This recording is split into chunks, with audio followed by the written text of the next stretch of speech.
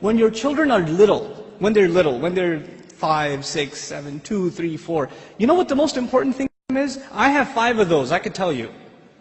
The most important thing to them is your approval. They want to make you proud, man.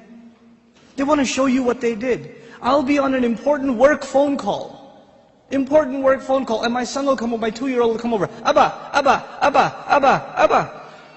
Like, okay, hold on. What is it? Nothing. I'll go back on the phone and he'll start calling me again. I'll be like, okay. What is it? I want to show you something. What do you want to show me? That is it. But you know what I'm supposed to do? Oh my God, that's awesome. Do it again. I'll call you back. You're supposed to appreciate what your children do. They live for that. They desire that more than anything else. I have 3 girls, and you know the difference between girls and boys. Boys can't sit still, and girls can't stop this, right? So I pick my girls up from school. One's in 1st grade, the other's in 3rd grade. I pick them up from school. It's a 25-minute ride back home, and what are they doing the whole way? You know what happened today in class? We colored a dinosaur, and we did this and that, and I was coloring it purple, but I decided to put in some green, and they're going on and on and on and on and on. And they cannot help themselves, and they cannot stop, and I have to pay attention and listen. I have to listen and say, oh, what about blue? No, I did only a little bit blue, right? I have to pay attention. And you know why I'm saying all of this? Just one more story on the side, just to wake you up a little. I share this story all the time. My oldest daughter, my eldest, Husna, when she was younger, she was really into finger painting. So she'd dip her hands in paint and just making a big old mess, right? And she brings this big cardboard to me. And it's a big blob of blue. I don't see anything, right? And she says, Abba, look what I made. And I'm sitting there going, that's awesome, a mountain. And she says, no, it's Mama. And I was like, oh, don't tell Mama. But the point I'm trying to make is they live for your approval. Live for it. But those of you that have children that are teenagers, do they get in the car when you pick them up from school and they can't stop telling you about what happened? Does that happen? Now, you know what happened in school today? My teacher said this and that and the other, and I got an A on my paper. Nope. They're quiet. And you're trying to know, how was your day? It was okay. So what'd you do? Something. Where are you going today? Somewhere. They don't talk. Getting them to talk is like an interrogation at a police station. And they're not saying anything to you. And while trying to ask them questions, they're texting their friend, my dad is asking too many questions today. You know, I don't know what's up. Did you tell him something?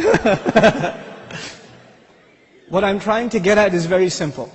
At a younger age, your children crave your attention. And when they get older, you will crave their attention. But if you don't give them attention when they're tiny, when they come to you with their toys and you say, go in your room, I'm watching the news. The game is on, could you take him please? Come on, I had a long day at work, I don't want to deal with this right now. I have friends over, it's embarrassing, go to sleep, go get out of here. When you have this attitude towards your children, like they're an obstacle in your path, your job was at work, when you come home, you're on vacation. No, buddy, your job began when you came home. That's your job. What you did over there is just to fulfill your real job at home. Be a father. I'm talking to the men here. Be a father. Spend time with your children. They're not just there so you put them in school and you come home from work, you just want to go to sleep, you don't want to bother with anybody, you don't want to talk to them, and actually the easiest way to not talk to them is get them an iPod Touch and an iPhone, and get them a computer and a laptop in their own room with high-speed internet, so you don't even have to look at their face.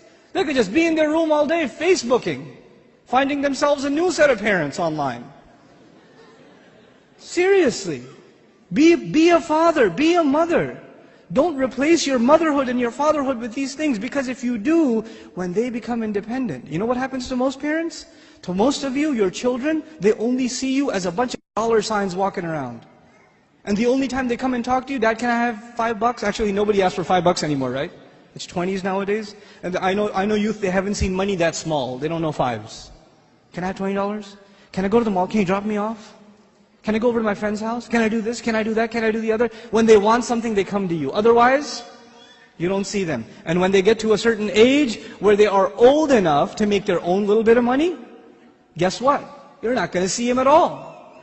Because your cash register is no longer relevant. That's no longer relevant. If this is the relationship you are setting yourself up for, you're headed for destruction. We got to change this now. And the way to change it, and it's going to be hard for a lot of you to implement this, but we have to be friends with our children. We have to be their best friends. They should enjoy hanging out with us the most, the parents.